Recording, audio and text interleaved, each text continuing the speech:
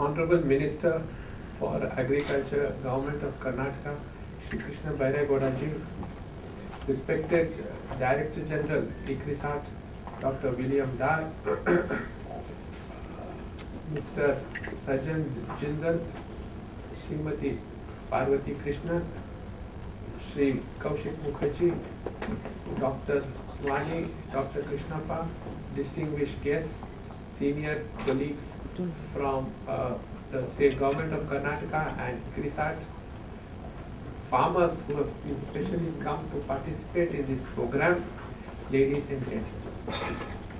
Thank you very much for giving me this opportunity of sharing a few random thoughts with this distinguished audience. I shall try to share some thoughts, my personal views on the matter, which I somewhat at variance with the views which is normally projected. And I shall tell you why. Now people ask me many times, why is this Bhuchetana program so important for the state of Karnataka? I have been telling senior colleagues for the last 3 years, and I am not tired of telling that I believe that Bhuchetana is going to be a game changer. Why is that so? Is the question. And I would just like the other day, when I was going through some old papers, I came across a quotation by Theodore Schultz, who began his Nobel Prize acceptance speech. He won the Nobel Prize for Economics in 1979. And I shall just read out to you 2 sentences. He says, most of the people in the world are poor. So if we knew the economics of being poor, we would know much of the economics that really matters. Most of the world's poor people earn their living from agriculture. So if you knew the economics of agriculture, we will know much of the economics of being poor. I mention this because I believe this captures the heart of this initiative about Bhuchetana and what ICRISAT is trying to do. That is, you have a large number of people in India who are connected with agriculture. In the state of Karnataka, about 60%. Number 2, connected with agriculture, you have a high proliferation of people, poverty, malnutrition, and the associated issues. And therefore, unless we try to fundamentally change agriculture, we will not make much. This talk about inclusive growth, etc. is a mirage. Agriculture in Karnataka, I believe in Karnataka, has been an Achilles heel, because we have been growing at about 1.5 to 2% compounded, and since the time we have taken up this Bhuchetana experiment, the agricultural the growth has improved quite substantially, and now it's touching around 5.7 to 5.8. And I think the potential really which the Honorable Minister and the policy makers in Karnataka are looking at can be reached about 7 to 8%, and we can benefit the poorest of the poor. Now, when we look at agriculture, India has had huge success stories. I think if I tell you what India has been able to achieve in the field of agriculture, it is carrying coal to Newcastle. You all know about it and probably know much better than me. But I do believe that, what was attributed to growth of the Indian agricultural sector to technology, which is euphemistically called the Green Revolution, while there were spectacular increases in probably the 70s and 80s, that plateau, it has come to a plateau. We need to go to the next higher level. We need to go to the next higher orbit. And therefore, that poses some challenges. These technologies have reached a plateau, and we need a new approach. Now, what is this new approach which we are talking about? I believe that this new approach means we require technological solution to solve problems, but with a difference. That should be location specific, taking into account the huge agro-ecological climate diversity. We believe that this new technological approach requires use of the detailed indigenous knowledge. It requires harnessing the greater skills in blending modern agriculture with the traditional knowledge. The new technology which we are talking about to push yield frontiers further needs to use inputs. Maybe it may not require fundamentally new technologies, but small differences which cumulatively add up to something very, very significant.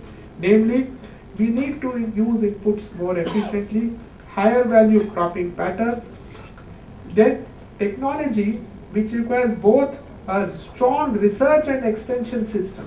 This marrying of research and extension, skilled farmers, without farmers there can be no progress, and a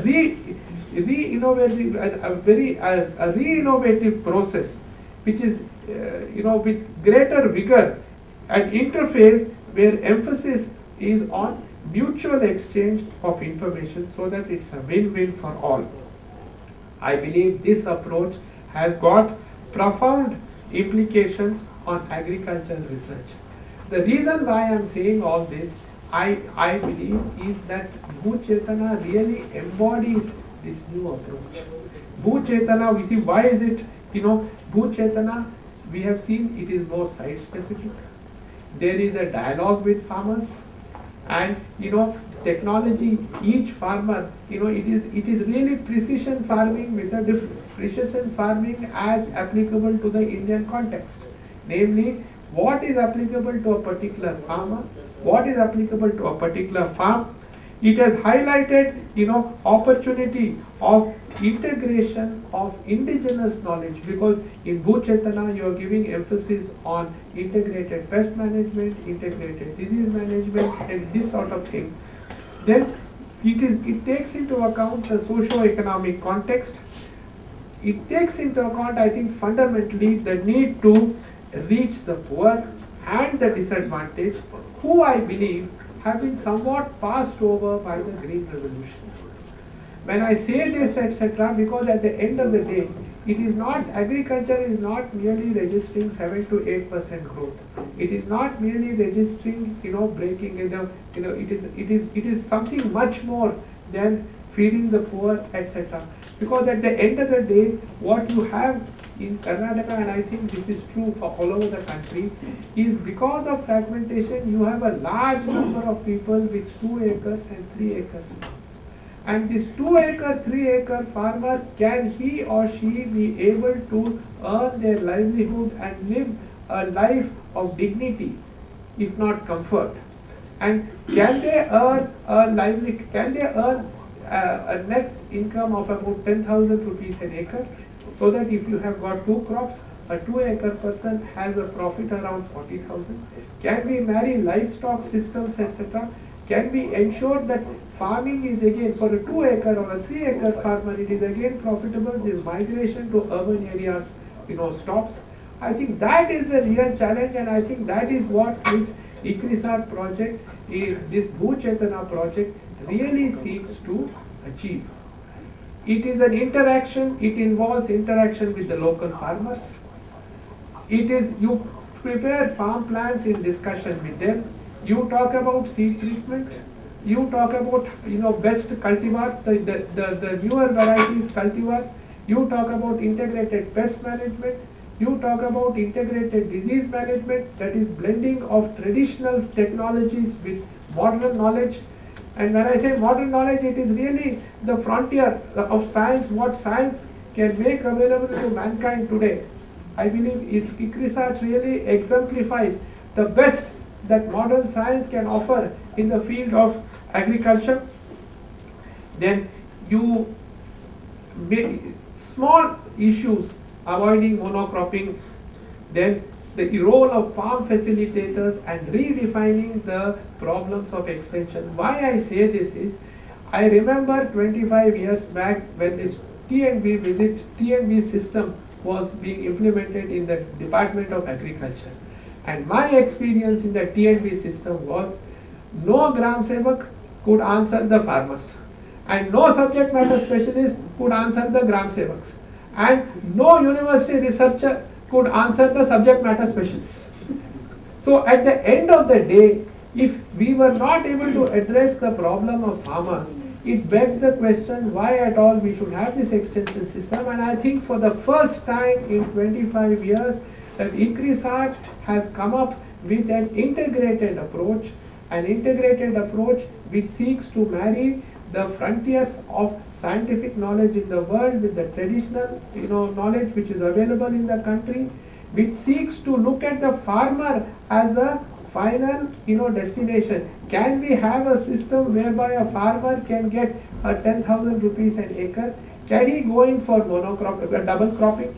If the yield, if the rainfall is less than 600 millimeters, is the rainfall distributed enough so that he can take 2 crops? Can he take up simple things like 2 years he takes a crop and 3rd year he leaves it fallow so that the soil fertility improves? Focus on people talk about focus on micronutrients, but micronutrients is just one aspect of a bigger aim, namely increase soil fertility, bring about an inclusive approach of various things so that each one contributes, but the cumulative approach is something which is nothing short of a revolution. And I think this is what ICRISAT and the Bhut Chetana program have been able to bring about, and that is what fills me with great great optimism. We are now going to this next higher step, that is, we apart from ICRISAT, we are through ICRISAT, we are going to our collaboration with the CGIAR institutions, other international institutions which are committed to excellence in the field of agriculture and agricultural system. And I think we are very, very fortunate to have ICRISAT as our partners, and I believe that what ICRISAT has done in the field of Bhut Chetana is nothing short of a revolution, but this is only the beginning. We have a mountain to climb, and I think it is in this context I feel that the efforts of the efforts of Mr. Sajjan Jindal as well as the Coca-Cola Foundation, Mrs. Parvati Krishna, is something which is very, very commendable, and I can share with you the fact that it fills me with great optimism that these projects will succeed like nothing ever has succeeded in the past, for 4 reasons, and I shall tell you why.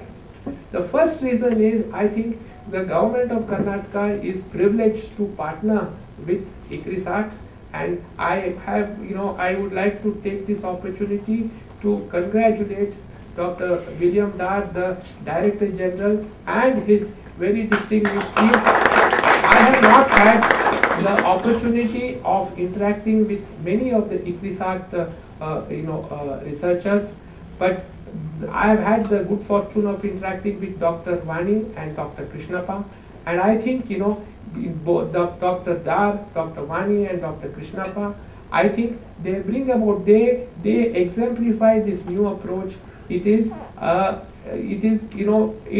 agriculture with a difference, agriculture with the last man in mind, agriculture with an inclusive approach, and all this would not have been possible but for the extraordinary leadership of the Director General Dr. William Dar, and I think I would like to congratulate him and take this opportunity of acknowledging with gratitude our appreciation for and our good fortune that ICRISAT are the partners. The second reason why I am optimistic on this occasion is we are very, very fortunate in Karnataka that we have got the dynamic Minister of Agriculture, Mr. Krishna Balaram. On the day he took charge, while I congratulated him, I added a note of caution, a warning. I said, there is an extraordinary amount of expectation from you. His father was an agriculture minister of Karnataka with a legendary reputation. I use exactly the same words, legendary reputation. So we are very fortunate that he is the agriculture minister at this very crucial juncture, and he is able to give the leadership from the side of the government of Karnataka. But as I said, it's a note of caution because the expectations from him are so high that I believe that he will have to run to be stationary. That is, it is something like a treadmill existence, but I have absolutely no doubt in my mind that he, with his vision and with his dynamism and with his desire to do something really outstanding, he will ensure that nothing is found wanting so far as the government of Karnataka is concerned. That is the second reason for my optimism. The third reason for my optimism is the fact I have had the privilege and good fortune of knowing Mr. Sajjan Jindal for almost 2 decades now, and he has invested and he is running probably the biggest steel plant in the country. He is probably the Mr. Steel in India, and we are fortunate that he has come forward with this CSR activity, this desire to participate in this project, which I believe is a game changer, given the fact that he, again, like ICRISAT and like our Honorable Minister, he is also wedded to excellence. And I think that the same kind of excellence and dedication which he has shown in running the biggest steel plant of the country with such great distinction, he will bring about to bear on this project as well. I have not had the fortune of knowing Srimati Parvati Krishnan, but the Coca-Cola Foundation is a big name, and just listening to her where she mentioned that you have benefited 400,000 people by all your CSR activities, I think you have taken the correct decision. I can say this with confidence that probably this contribution of this project will be far greater than all your projects put together, because it addresses something fundamental which was lacking in this country. So let me say we are how honored we are that both Mr. Sajjan Jindal and Mrs. Parvati Krishnan of Coca-Cola Foundation are participating in this project and have personally come to participate in this function. The fourth reason for my optimism is the fact that our Department of Agriculture, our university, etc., and I would like to specifically congratulate my senior distinguished colleague, Mr. Kaushik Mukherjee, Additional Chief Secretary, for the kind of support and leadership which has ensured that this program is an unqualified success. I would also take this opportunity of congratulating Dr. Sarvesh, the Director of Agriculture, and all his senior colleagues, but for whose dedicated efforts we won't be able to go forward. I am sure that in the days to come, for the reasons I have mentioned, this program is going to make a huge difference not only to the state of Karnataka, but it will show a new way about how agriculture is approached in the entire country. And I am absolutely sure that ICRISAT, because we are on the learning curve. The Bhujchetana program has given us a lot of lessons to be learned. In fact, we have learned as we have gone along, and we will take these learnings to the next higher level. And I would like to take this opportunity of wishing the ICRISAT, Director General ICRISAT, our colleagues from the Department of Agriculture, the University of Agricultural Sciences, then the Sajjan Jindal Foundation, the Coca-Cola Foundation, and all those who are participating in this very innovative and revolutionary project. Good luck and Godspeed in all their endeavors. And thank you very much for giving me this opportunity of sharing a few random thoughts with this very distinguished audience. Thank you.